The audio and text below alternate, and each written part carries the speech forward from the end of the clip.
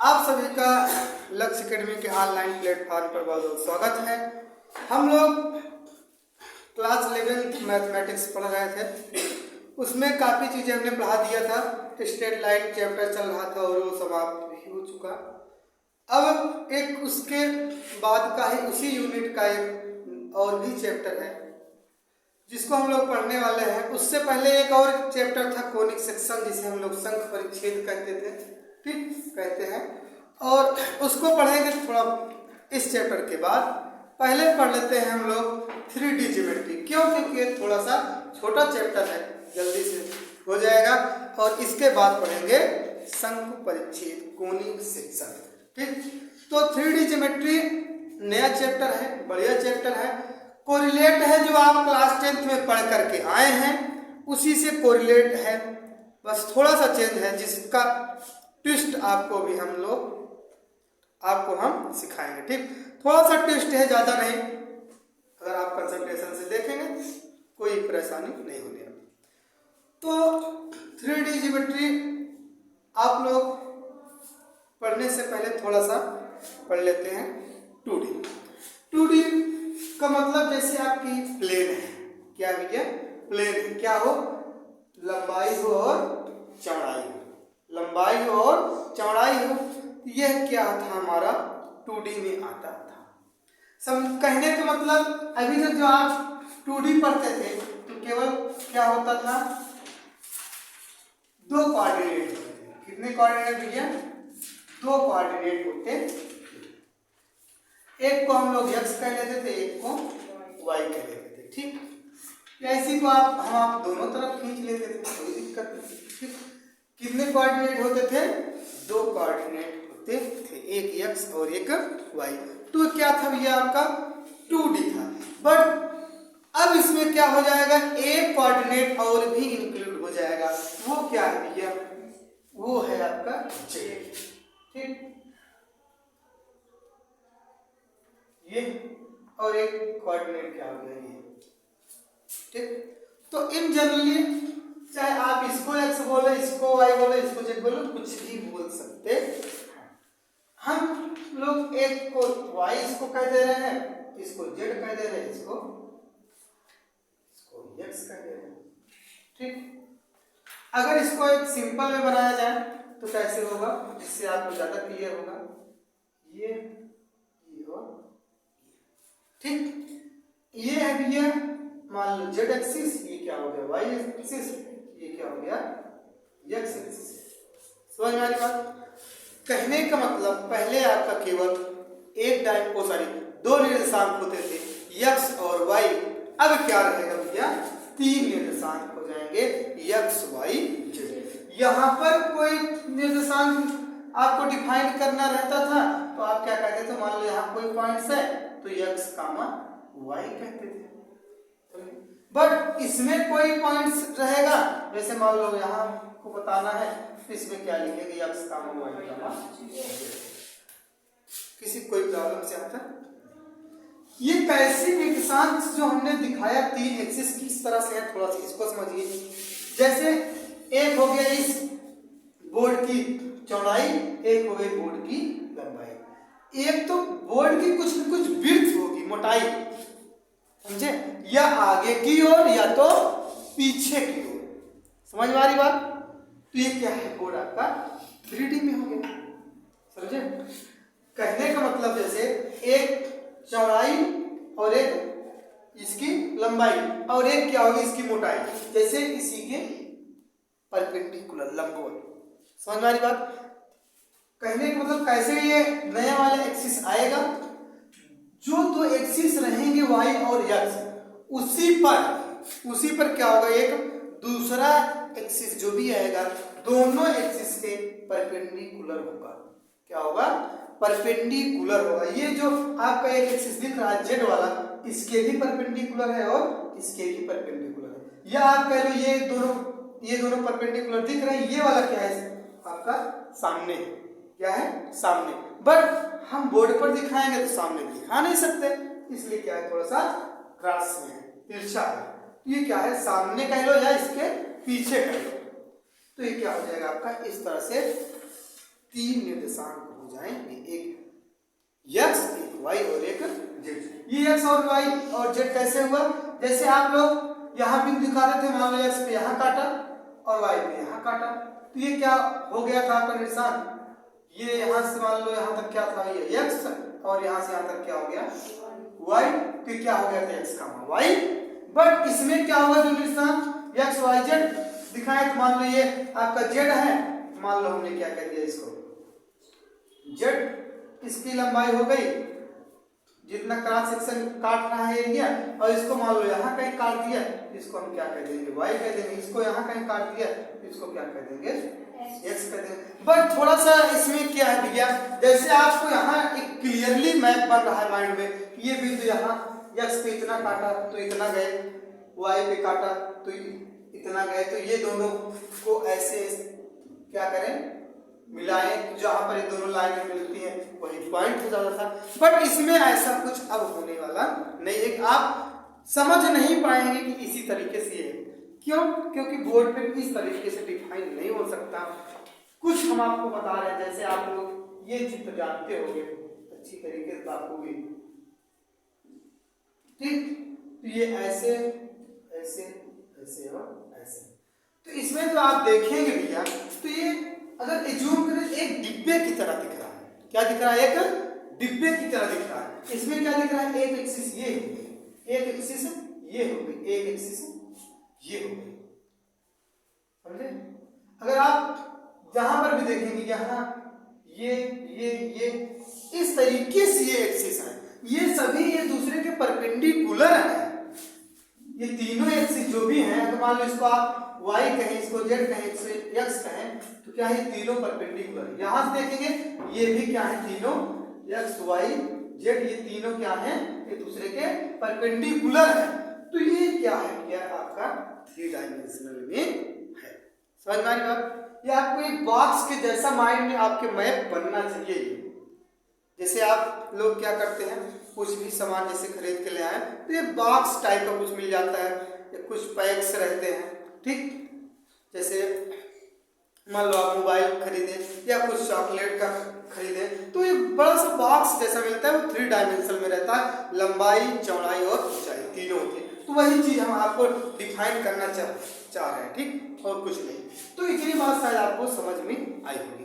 तो हमने क्या क्या बताया, जैसे आपको इसमें 2D में बताया कि x Y 2 axis, but 3D में क्या होंगे, एक्स वाई जेड 3 एक्सिस हो जाएंगे, ठीक। जैसे इसमें आपका जब पढ़ते थे x plus y, x minus और y प्लस और y माइनस यहाँ होता था, उस तरीके से अगर इसमें देखेंगे तो y प्लस y माइनस और x प्लस तो x माइनस। अब आप लोग सोच रहे हैं सर जी जब इसमें दिखा देते तो x बोलते हैं इसको, लेकिन इसमें कहे y कहती है, ऐसा कुछ भी नहीं है। आप चाहे जिसको चाहे जो भी कहें, समझ में आ रही बात, कोई विशेष वो नहीं है कि आप इसी को x बोलो इसी को y बोलो। तो अब थोड़ा सा और हम लोग माइंड गेस करते हैं, जो 2D में किए थे उसी से कोरिलेट करके बात को आगे बढ़ाएंगे। जो हम लोग 2D में पढ़े थे x और y प्लेन में, तो वहां पर 4 हम लोग पढ़े थे इसका कोऑर्डिनेट्स अलग होता है, कोऑर्डिनेट्स अलग होता है। कोऑर्डिनेट मतलब निर्देशांक, कोऑर्डिनेट्स मतलब क्या होता है उसका अक्षांश, कितना, ये चतुर्थांश जिसे आप कहते हैं, क्या कहेंगे, चतुर्थांश। कितने चतुर्थांश पढ़े थे, 4। यहाँ पर क्या होता था, प्लस प्लस, दोनों प्लस में होता था। लेकिन जब इसमें आते थे तो ये x वाला माइनस में और y वाला प्लस में, ठीक। इसमें जब आते हैं तो x वाला माइनस में और y वाला भी माइनस में। इसमें जब आते हैं तो x वाला प्लस में और y वाला माइनस में। इस तरीके से क्या होते थे, इनके प्लस माइनस के सिंबल्स होते थे। समझ में आ रही बात। चतुर्थांश अगर कोई आपको बिंदु दे दिया जाता था क्लास में, आप खट से बोलते थे इस चतुर्थांश में पॉइंट्स है। जैसे आपको हम दे दें ये 3,4, तो इसको बताइए किस चतुर्थांश में है, तो क्या बताओगे आप, -3,4, माइनस ये है, यहाँ ये प्लस है, तो माइनस कहाँ गया, ये माइनस ये प्लस, ये मिल गया दूसरा। इसको आप फर्स्ट कहते थे, इसको सेकंड कहते थे, ठीक। इसको क्या कहते थे, थर्ड कहते थे, इसको क्या कहते थे, फोर्थ कहते हैं। ठीक, इतनी बात समझ में आएगी।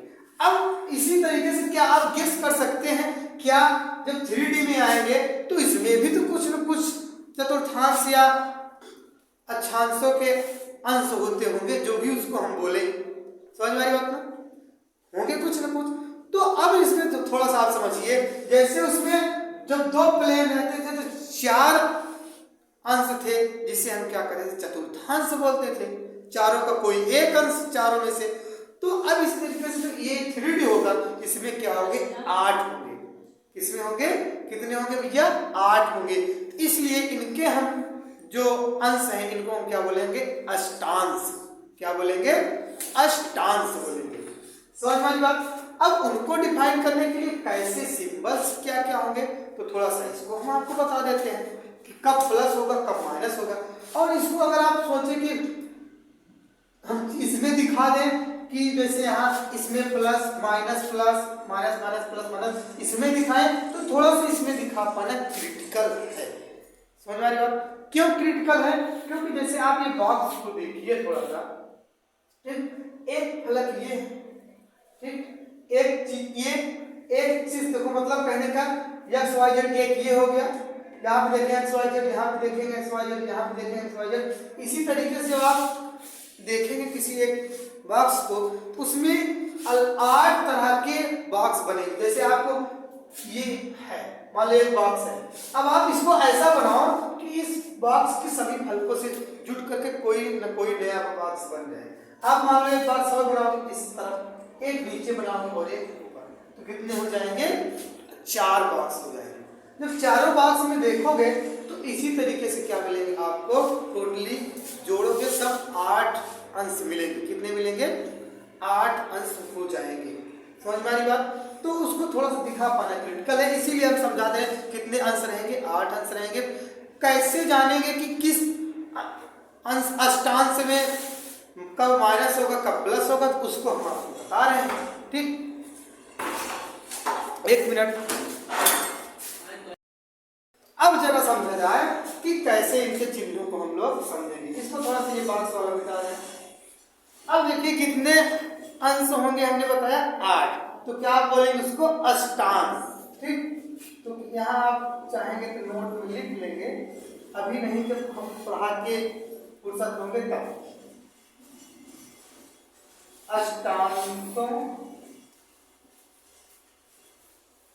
के निर्देशांकों का चिन्ह।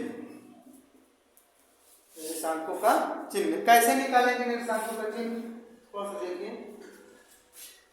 कितने होंगे हमने आपको बताया, 8। तो इधर से क्या लिख देंगे, मान लो हम अष्टांश लिखते हैं, अष्टांश, और कितने एक्सिस, एक्स वाई और जेड। ठीक, 3 हो गए। अब इसमें कितने होंगे, 8। तो फर्स्ट या आप नंबर में लिख दीजिए, कोई दिक्कत नहीं, ऐसे लिख दे रहे हैं, first, second, third, fourth, fifth. ठीक, शायद दिख रहा होगा आपको, फिफ्थ, सिक्स्थ,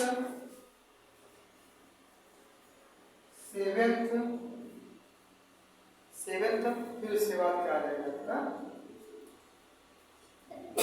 8।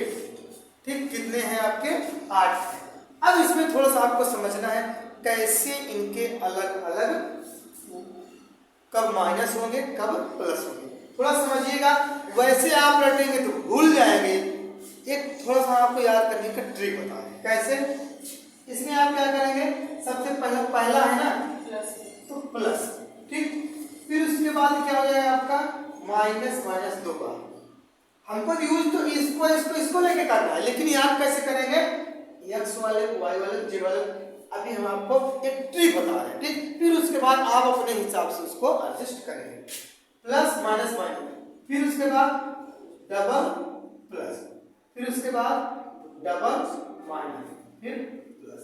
कहने मतलब फर्स्ट वाला में यक्स क्या रहता है, प्लस रहता है और लास्ट वाले में प्लस रहता है, बीच में दो प्लस फिर डबल डबल माइनस रहते हैं। अब जरा आएंगे वाई वाला, जो वाई वाला आते हैं तो क्या होगा, यही प्लस जो है 2 टाइम प्लस हो जाता है लगातार, फिर ये क्या हो जाएगा 2 time minus, 2 time plus, 2 time minus. ठीक, समझ में आ रही बात? 2 time plus, 2 time minus, 2 time plus और 2 टाइम माइनस।